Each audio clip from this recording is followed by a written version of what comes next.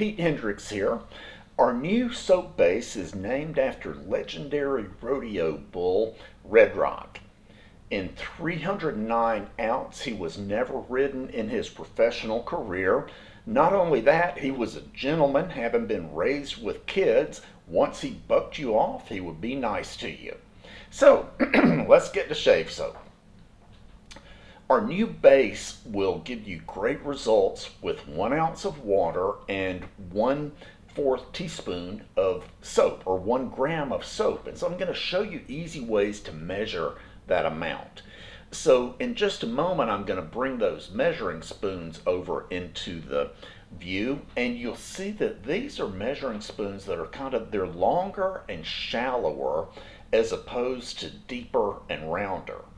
And the 1/4 spoon or 1 milliliter measurement is different on these two sets of spoons. And what you want is a level 1/4 teaspoon of the shallower one that you can see right now, not the other one because it weighs much more. Also, an easy way to measure 1 ounce of water is going to be with a shot glass that has a line on it. And I'm hoping a lot of people will have one. If you don't, then you could either get one that has a line on it or get one that has multiple graduations on it, or just get a smaller measuring cup that will let you measure a small amount, just 1 ounce. So you can see that we're pouring just a bit of water in there, showing you the shot glass with the line. And notice how that brush is soaking, and that is a synthetic brush. The newest synthetic knots now hold water, not all of them, but some of them, and it won't hurt to wet it down before you use it. And so, just like I recommend with natural fibers, I'm going to soak it. Now with natural fibers, I would soak it longer, but I'm going to get it nice and wet, and I'm going to squeeze the water out of it. The reason that you're squeezing the water out is to make sure that you keep the amount of water and soap consistent, keep that ratio consistent. Now, when I start, I'm not splaying the brush at all, and the reason for that is I don't like it when soap breaks loose and gets off into the nooks and crannies. So what I'm doing is going very lightly so that I can get the soap into the brush instead of breaking it loose. Right there you see a way to get it out of the corners, but you can avoid that by when you get started, just don't press very hard. So now we're getting into the lathering, and you can kind of tell when it needs more water. What I'm doing now is important. That is getting the soap out of the brush and back into the bowl, which allows a consistent ratio of water to shave soap. So now just adding a little bit more water and gonna do a little bit more twirling. Look at that hand go.